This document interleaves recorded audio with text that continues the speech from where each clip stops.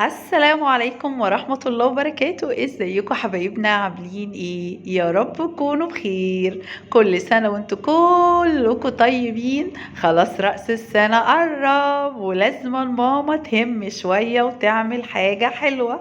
تعالى اقولك فكرة جميلة ولذيذة وبسيطة جدا ومكوناتها كلها من قلب البيت. تعالى اقولك ازاي تعملي ميني تورتة لولادك بأطعمة كتير مختلفة. بص عملت لهم ايه. ادي كده زبدة اللوتس، وادي كده نوتيلا، وادي مانجا، وكمان فراولة. وطبعا فراولة يبقى تحتيها توبينج فراولة، ومانجا يبقى تحتيها توبينج مانجا. ما شاء الله، عايزة اقولك افكار كبيرة وجميلة ولذيذة وكلام كبير جدا بس في الجون. عايزة اقولك ان كل واحد كان بيدوق حاجة يقعد جنب اخوه. ممكن تدوقني؟ طب هات معلقه وانا اديك معلقه. طب بس دوق دي وانا ادوق دي. وكانوا عاملين ايه يعني؟ خلاص بقى هيلعبوا رفه مين كل واحد ياخد ايه. بجد بجد بتبقى لذيذه وبتبقى مبهره، وما تشتريهاش من بره. تشتريها ليه وانت تقدري تعمليها في البيت باقل الامكانيات؟ يلا تعالي خدي فكره واعمليها يوم رأس السنه للولاد، وابسطيهم وفرحيهم وقولي لهم هابي نيو يير، وسنة جديدة تبقى سعيدة يا رب على كل الناس يا رب. بصي بقى جميلة ازاي. عايزة اقولك هنا كنت لسه ما دخلتهاش التلاجة، نيوتيلا تختصي فيها كده يا نهار ابيض، ولا الشوكولاتات حاجة كده روعة وجميلة، شغل المعلم لابنه. ولا انكيش تجيبيها. بصي بقى الخامات والجمال. تعالى اقولك تعمليها الاول ازاي. اولا كده هنجيب 6 بيضات، وهنحط حوالي 650 جرام من دقيق الاسبونج. هنحط 650 جرام من دقيق الاسبونج الشوكولاتة، وهنحط عليهم ال6 بيضات، وهضرب كله في قلب بعضه لغاية ما يديني فوم كبير. هحط هنا 2 فانيليا، ادي 4 فانيليا عشان البيض وعشان زفرته.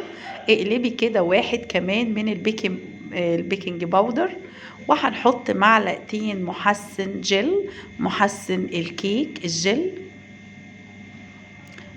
وهنبتدي هنا كده نجيب مضربنا. هنا حطيت نص كوباية من المية، وابتدي هنا بقى اضربي كويس جدا لغاية ما تعملي فوم كبير، والعجينة بتاعتك دي حجمها يتضاعف. بصي كده بسم الله ما شاء الله. جيت ادور بقى على ورق الزبدة عشان احطه في قلب الصاج، ما لقيتش. رحت مقطعة ورقتين كده من كراسة الرسم بتاعت منا، وحطيتهم في قلب الصاج وفردت عليهم الاسبونج. بصي كده ما شاء الله تبارك الله. هنفرده وفي نفس الوقت كده الفرن بتاعنا بيسخن، وهنبتدي نزقهم على طول في الفرن.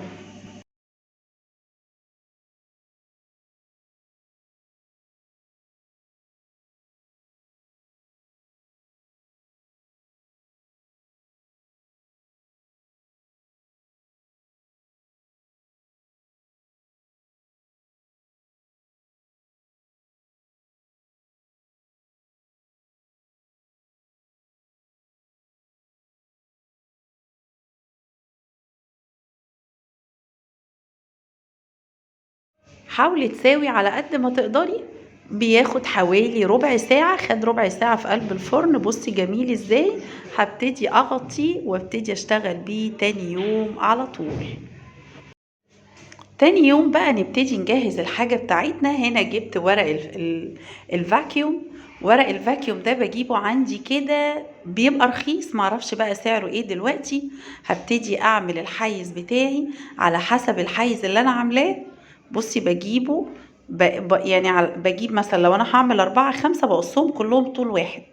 عايزة تقللي الحجم، عايزة تزودي الحجم براحتك، والزقيه بالسولو تيب وحطيه على القواعد بتاعته، بيبقى جميل وتحفة جدا. ولو انت عايزة تجيب الأعرض من كده هاتي الأعرض من كده. أنا بصراحة كنت جايباه من السنة اللي فاتت وأسعاره بسيطة جدا.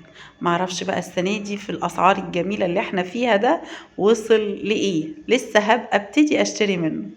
بصي كده هبتدي أعمل 5 بالظبط، وهقسم عليهم الاسبونج بتاعي. بصي كده ما شاء الله بعمل الحيز وبقوم لازقاه بالسولوتيب.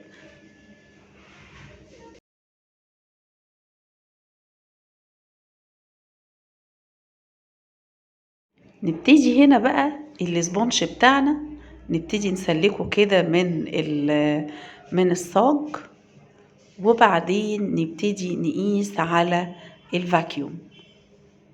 ورق الفاكيوم بتاعنا نبتدي نقيس عليه بحيث ان هي تبقى الدوريرياية قده بالظبط.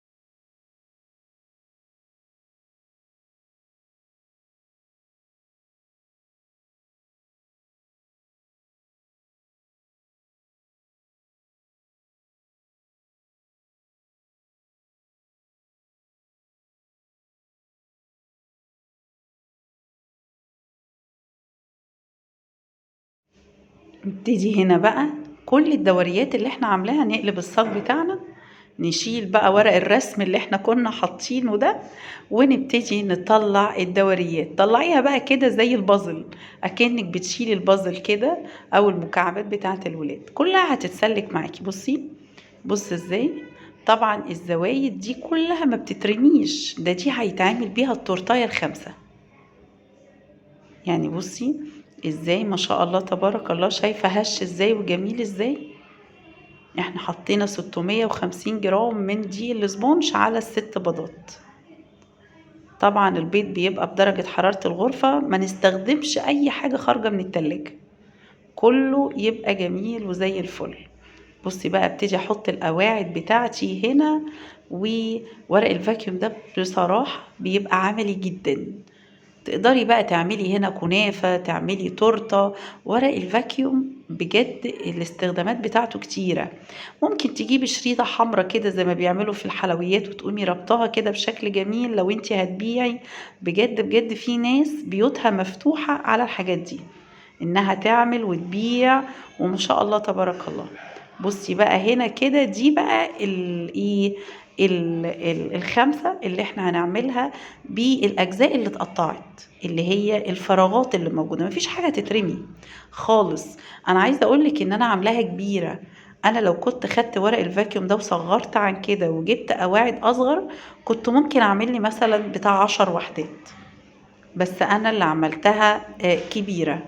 ممكن كنت اعملها لو انا هعملها بقى قباط اقل، كنت عملتها اقل. هنا طبعا محلول التسقية بتاعنا كالعادة مية بسكر، ما حطيتلوش نيوتيلا المرة دي، حطيتش نوتيلا خالص، مية بسكر بس. وهنبتدي هنا طبعا جنبي الكريم جانتيه، الكريم جانتيه طبعا عاملاه وحطاله نوتيلا وسكر. ما شاء الله تبارك الله، ومش عاملاه تقيل، عاملاه خفيف شوية عشان يقدر يبقى تمام يتفرد بسرعة.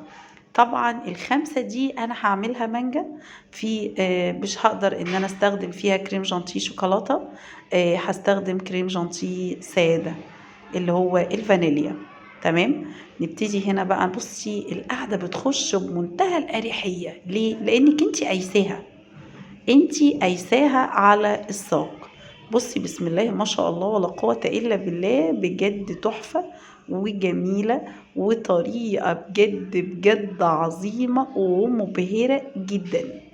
اسعارها يا جماعة في المحلات فلكية. استخدمي بقى كده الرق التاني برضو من التقطعات اللي موجودة.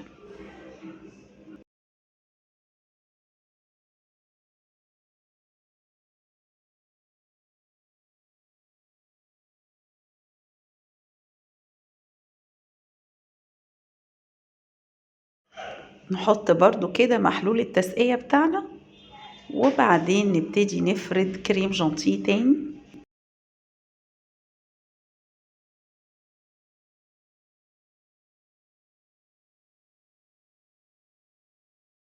نحط كريم جانتيه ونحط مانجا بقى، طبقة مانجا كده.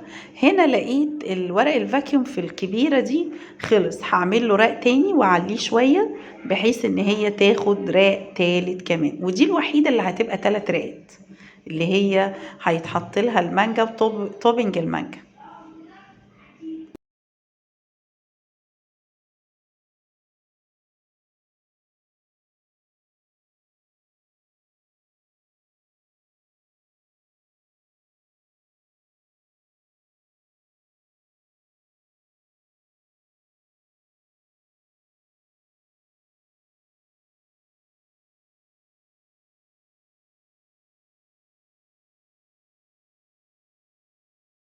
تيجي هنا بقى نحط الرق الأخير من الكريم جانتيه ونبتدي نعمل النكهات اللي هم عايزينها.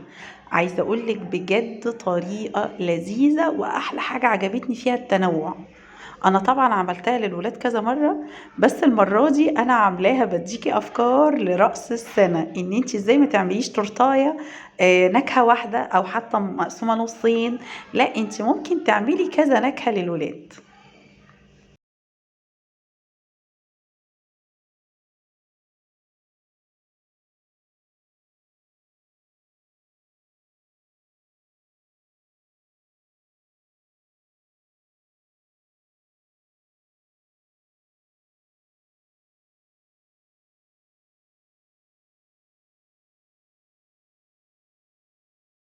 هنا بقى نقلب توبنج المانجا كده، وبعدين عندنا قطع المانجا اللي احنا مقطعينها مكعبات وحط لها جل ملمع، ملمع جل. والملمع الجل انا بجيبه على البارد، وابتدي بقى نزليها.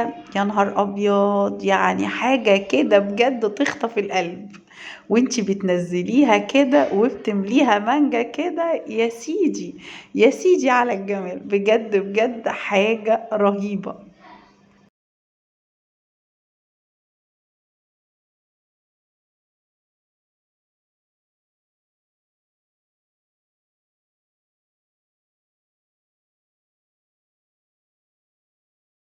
هنا كده نوتيلا، وانا النيوتيلا بخففها بالزيت. طبعا انا خففتها بالزيت، لكل معلقة نوتيلا بحط لها 3 معالق زيت. كل معلقة نوتيلا 3 معالق زيت، وكمان زبدة اللوتس نفس الكلام. طبعا منا نزلت جابت بقى بوري، وجابت 2 شوكولاتة كده لان هي كانت عايزة نوتيلا. بصي بقى كده ابتدي افرديها، تبقى تحفة. مع بسكوت اللوتس كمان بتبقى حاجة واو. هنا بقى توبنج الفراولة، وادي كمان زوقناها كده بالفراولة. وطبعا الفراولة دي حطت لها جل ملمع او ملمع جل. هنا نوتيلا، بصي بقى كده يا سيدي. تيجي بقى هنا شوكولاتات وبوريو، حاجة بجد بجد خطيرة، حاجة مبهرة وبتبقى فظيعة جدا.